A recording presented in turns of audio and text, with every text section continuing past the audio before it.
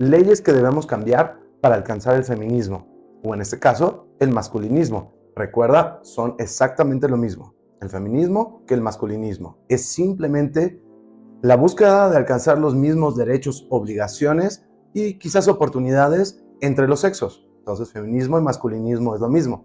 El día de hoy vamos a revisar cuáles son esas leyes que deberíamos cambiar para alcanzarlo. Hola, yo soy Manu, esto es El Feminista en Misandria. Este es un canal educativo e informativo que lo que busca es simplemente poder dar mi opinión sobre el feminismo, respetándolo siempre, pero enseñando cuáles son los problemas del mismo. Este es un capítulo un poco sensible. Quizás deberían ver el capítulo anterior en donde revisamos el tema de violencia de género, pero en este capítulo me gustaría que tuviéramos mucha discreción, ya que vamos a hablar de temas muy complicados como temas laborales, divorcio, custodia infantil, instituciones, organizaciones, gobierno, etc. Si entendemos correctamente la definición de feminismo, sabemos que deberían ser las oportunidades justas para ambos sexos. Y por ello es importante que cambiemos ciertas regulaciones que tenemos en nuestros propios países para poder alcanzarlo. En un capítulo anterior pudimos ver qué es la violencia de género, pero ¿estamos seguros que todas esas legislaciones que se han creado en los últimos 10 años ayudan solo a las mujeres y no afectan a los hombres? Me parece que no. Me parece que en el capítulo anterior logramos descifrar que hay muchas legislaciones que solo afectan a los hombres o benefician a las mujeres, claramente.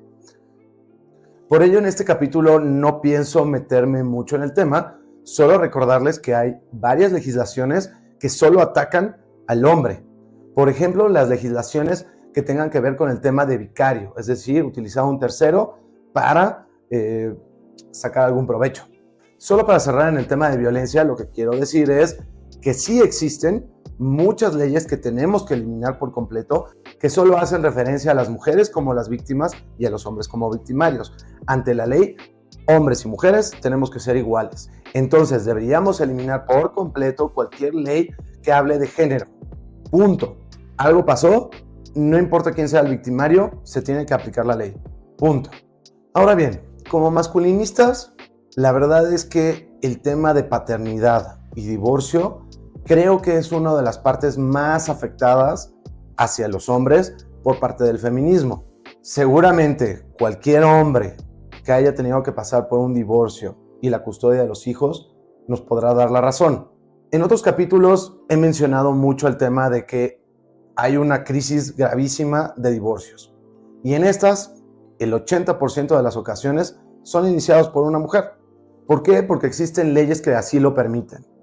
Me parece que es muy seguro asumir que la verdad le estamos fomentando o dándole las facilidades a las mujeres para que puedan divorciarse siempre sabiendo que van a ganar ellas en un juicio.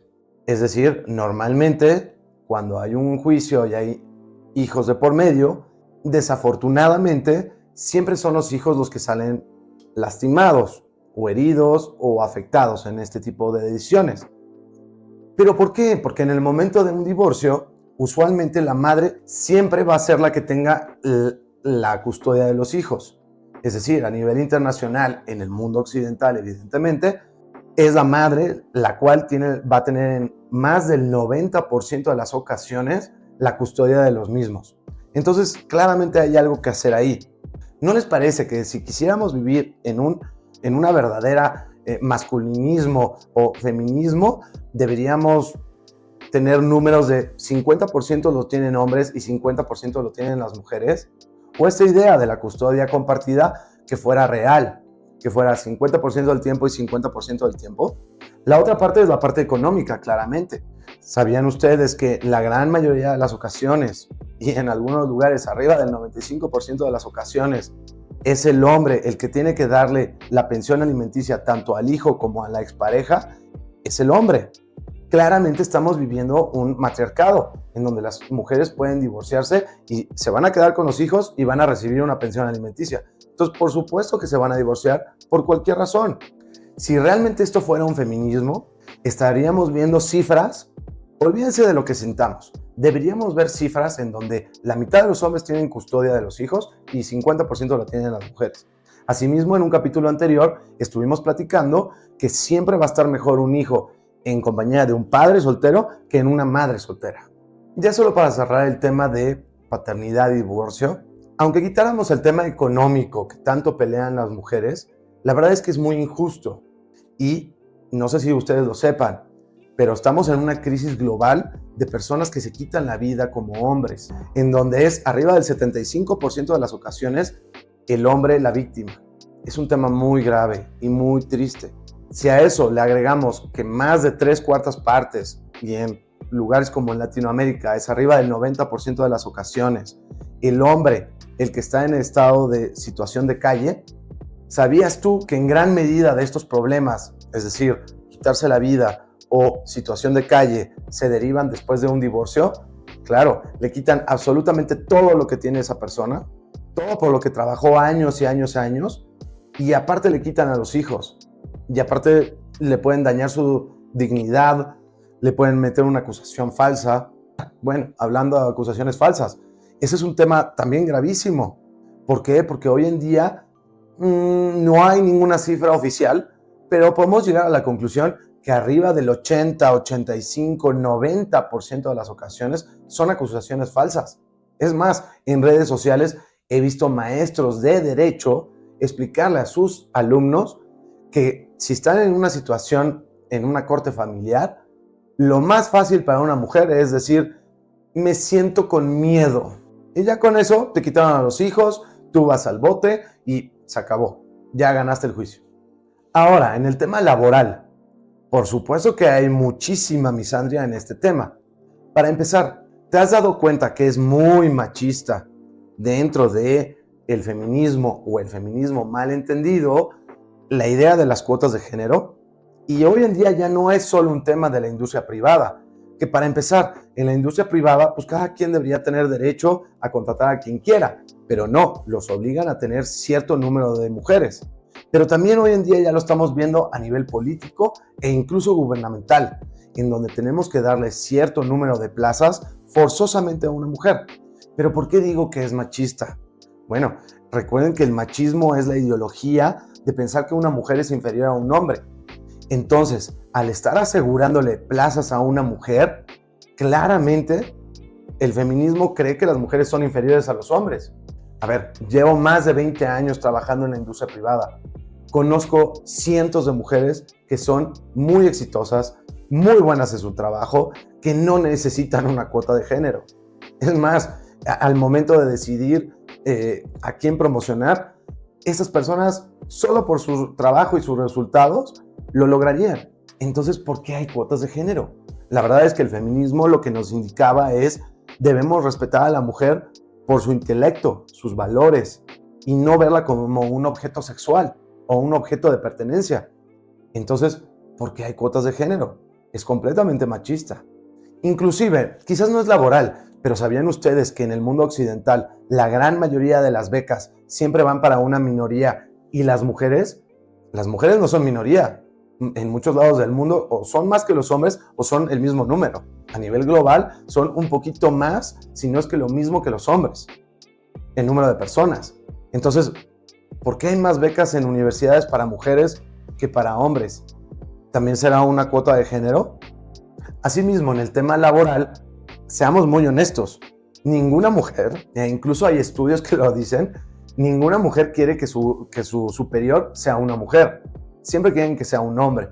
¿Por qué? Porque psicológicamente ya traemos muchos temas feministas en la cabeza. Recuerden que nuestra educación, revisen capítulos anteriores, es muy, muy matriarcal. Entonces, ¿qué significa esto?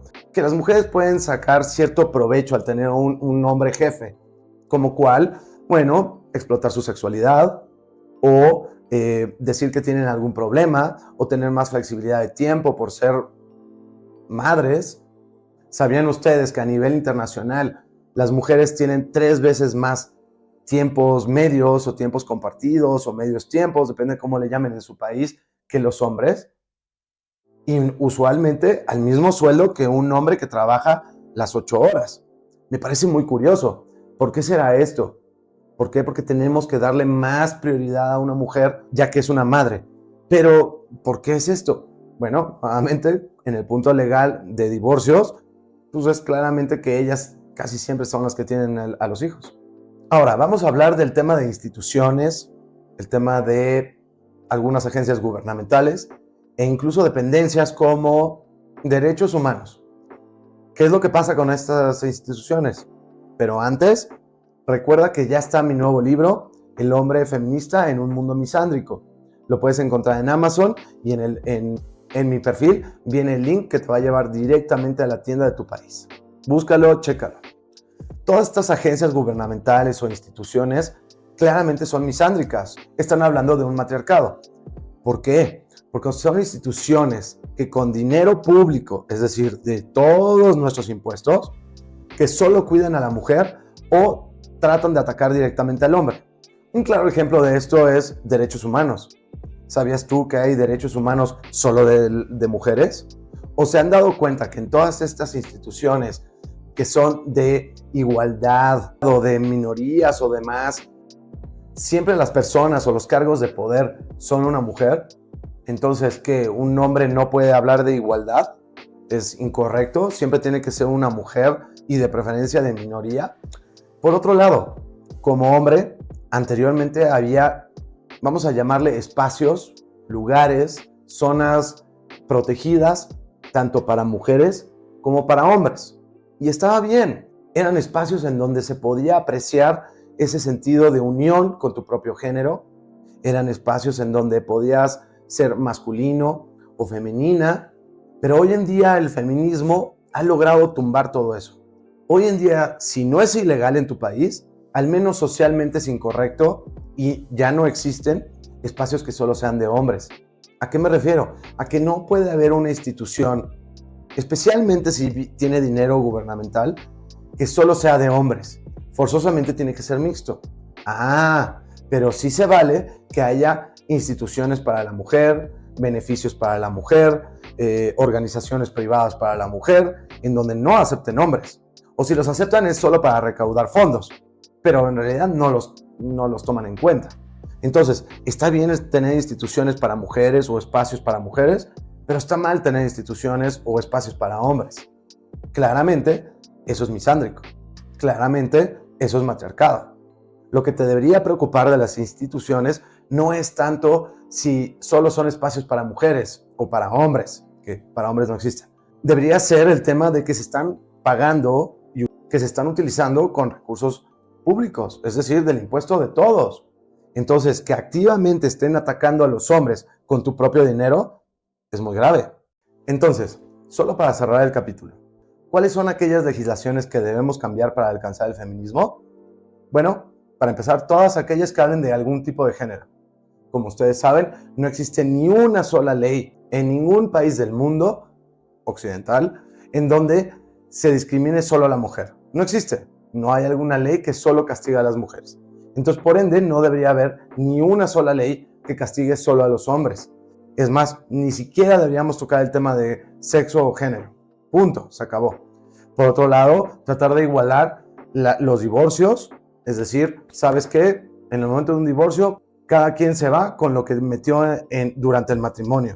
Si solo fue una de las partes, pues ni modo, así es. En la custodia infantil debemos cambiar las leyes para que ya los padres tengamos más acceso, y si somos realmente intelectuales o solo usamos la cabeza fría, lo ideal sería que el 90% de las ocasiones sea el padre quien se quede con la custodia de los hijos. Eliminar cualquier legislación que haya con referencia a lo laboral o educativo en el cual se le dé preferencia a las mujeres.